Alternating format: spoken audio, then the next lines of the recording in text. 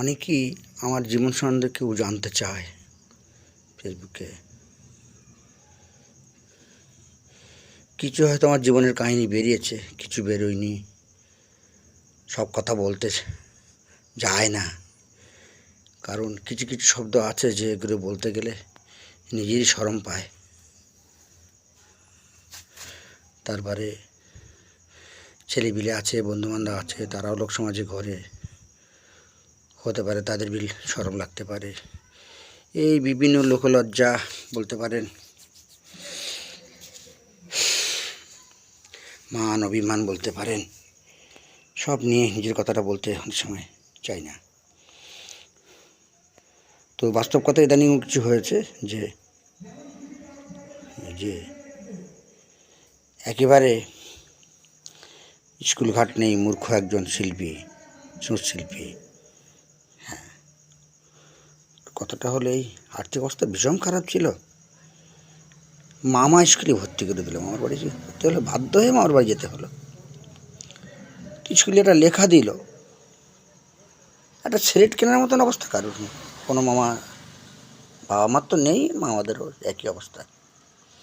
তো একটা কাগজ করিয়ে নিয়ে অবশ্যই লেখাটা মাস্টারের কাছে দিলাম। বয়রার স্কুলে, বয়রা, মামার বাড়ি বয়রায়, সম্ভবত ছিল আনার মাস্টার। তো বললো, কেন বাঁশপাতা পাওনি? তারপর থেকে আর জামাটা যে পরে যেতাম, সেই জামাটাকে সুঁই দিয়ে সেলাই করে, বোতামও তার ছিল না।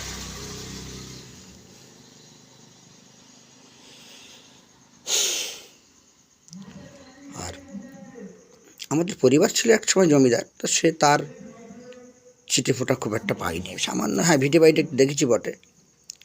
নুনের বয়মগুলো খুব বড় বড়, তেলের পাত্রগুলো অনেক বড় বড়,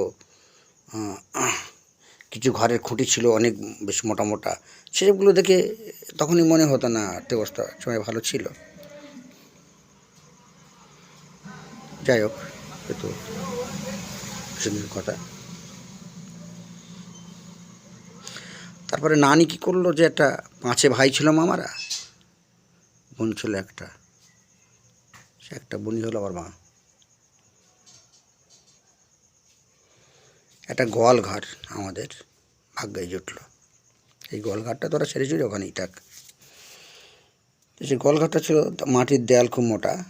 খুব যখন ঝড় আসতো, তখন এই জানালার ভিতরে যে জায়গাটা বা দরজার পাশের জায়গাটা, ওখানে বসে বসতাম। কেন বসতাম?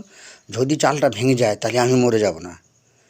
হ্যাঁ, চালটা ভেঙে পড়বে, দেয়ালটা তো ভাঙতে পারবে না, দেয়ালটা বেশ মোটা সোটা।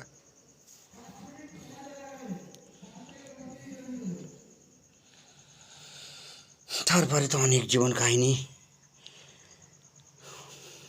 অনেক চড়াই পেরিয়ে এসে যখন একটু একটু জ্ঞান হতে হলো, এই কাজটা তো খুব ভাবতাম যে কাজটা, যে কোনো একটা কাজ শিখতে হবে, শেখার মতো শিখতে হবে। আমার খুব ইচ্ছে যে বেশ স্বীকৃতি হব, লোকে সুনাম করবে, এমন একটা কাজ করব, সে কাজটা আমার দেশ বিদেশে পৌঁছে যাবে, আমার নাম হবে। একেবারে ছোটোবেলার থেকেই যেন একটা,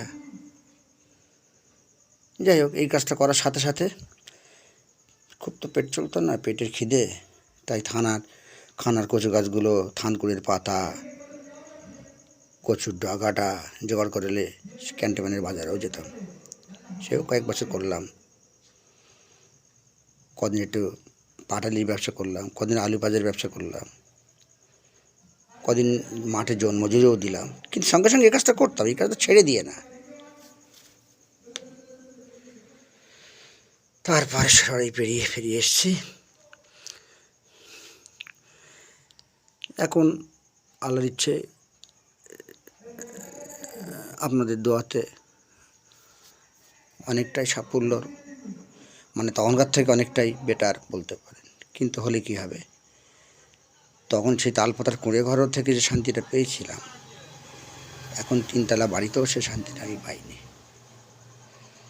সব অর্থের দৌড়, সব অর্থের দৌড়, সব অর্থ ছাড়া পৃথিবীতে বউ বাচ্চা প্রতিবেশী কেউ ভালো করেছেন, আমার তা মনে হয় না।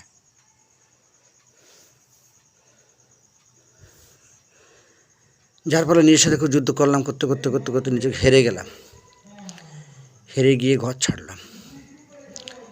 বউ বাচ্চার খরচ বড় সব দেয়, তাদের বিদ্যুৎ বিল, তাদের সমস্ত খরচ বড়, যখন চা নাতি পোতা সবার দেয়, কিন্তু ঘর ছেড়ে দিয়ে এসে কারখানায় একটা ছোটো ঘর করে সেখানেই থাকতে লাগলাম।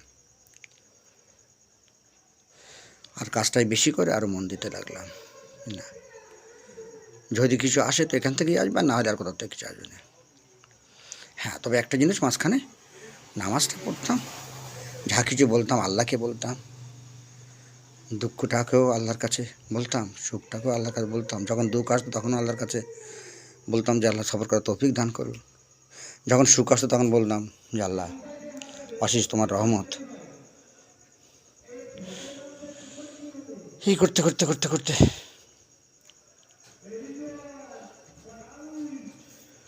সবচেয়ে দামি জিনিস মাটা একদিন চলে গেল 2006-এ রাত 11:55 আমার খবরটা পৌঁছালো। খুব কাঁদলাম, খুব ভীষণ কাঁদলাম যে সবচেয়ে দামি জিনিসটা পৃথিবী থেকে চলে গেল। কিন্তু সে লোক দেখানো কাঁদা আমি কাঁদিনি, কেঁদেছিলাম আল্লাহর কাছে নামাজ পড়ে দূরে কাঁদ, আল্লাহ আমার তুমি তৌফিক দান করো, সবাইকে কুলিয়ে গুছিয়ে নিয়ে চলতে পারি, প্রতিবেশী, গ্রাম, রাজ্য, রাষ্ট্র সবাইকে নিয়ে চলতে পারি, সেই তৌফিক আমাকে দান করো। আর পৃথিবীর থেকে সবাইকে একদিন যেতে হবে, তুমি নিয়েছ, সুন্দরভাবে নিয়েছ, তোমার দরকার লক্ষ লক্ষ শুকর। তাকে একটু কবরে শান্তি দিও। ওখানে 7 সন্তানের মা ছিল, না পেয়েছে ঘর, না পেয়েছে একটু পেটে ভালো খাবার, না পেয়েছে একটু বাসস্থান, তাকে একটু শান্তি দিও।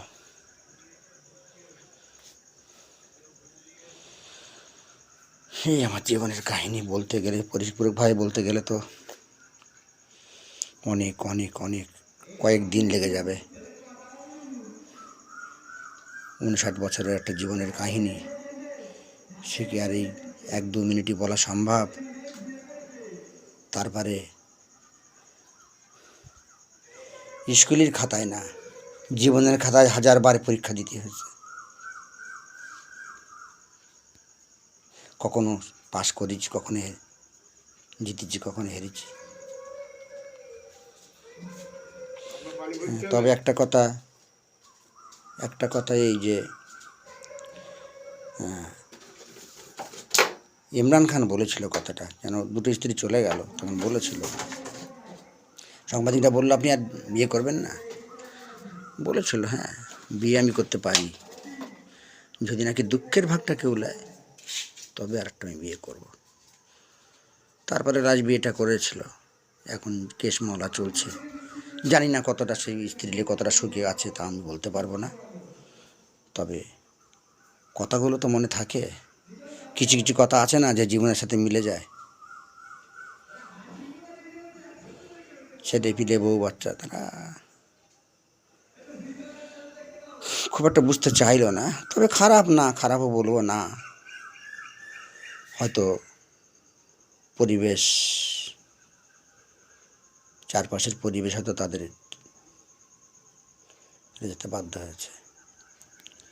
তবে হ্যাঁ, একটা জিনিস আপনাদেরকে বলি, যদি পৃথিবীতে কেউ সুখ পায় সেই স্ত্রীর হাত ধরেই সুখ পাবে, আর যদি সে সুখ না পায় তা কোথাও সে সুখ পাবে না, সে যত টাকারই মালিক হোক আর যত সম্মানই তার আসুক না কেন। মানে এটা আমার জীবনের উপলব্ধি। যদি সুখ থাকে স্ত্রীর হাত ধরে, একটা আধখানা কাপড়ে নদীর ধারে বাস করছে এক জেলে, নৌকাটা ভাড়ার, জালটাও ভাড়ার, তা ভোরদিন ঠেঙ্গে ঠেঙ্গে মাছ হয়নি, এসে বিকালে এসে বসে আছে, তো বউ জিজ্ঞেস করছে কেন মনটা খারাপ করে বসে আছো? তো বলছে পুরো দিন মাছ হয়নি, এক্ষুনি তো নৌকার ভাড়া নিতে আসবে, কী করে দেব? তো বললো ঠিক কথা, হতেই পারে, রোজ কি মাছ হবে, রোজ কি হতে পারে, কোনো দিন হবে কোনো দিন হবে না, এটাই তো স্বাভাবিক। তো এই আমার নাকের এই নাকফুলটা আছে, এটা বিক্রি করে দিয়ে তুমি আপাতত লোকের ভাত দাও, দুটো চালটা আনানো, খেতে তো দুটো হবে। তখন বলছে, জেলে বলছে, আমি তো তোকে কিছু দিতে পারিনি, সামান্য একটু নাকফুল যদি বিক্রি করে দেই এখন তো তোদের বিধবা বলবে এখনই। প্রতি উত্তরে বলছে, বিধবা বলে বলুক, আমার স্বামীর মান সম্মান আগে না আমার বিধবা বলে আগে? বলুন তো, এর থেকে শান্তি আর কি হতে পারে? আমার মনে হয় এই শান্তি টাকা দিয়ে কেনা যায় না। ভালো থাকবেন।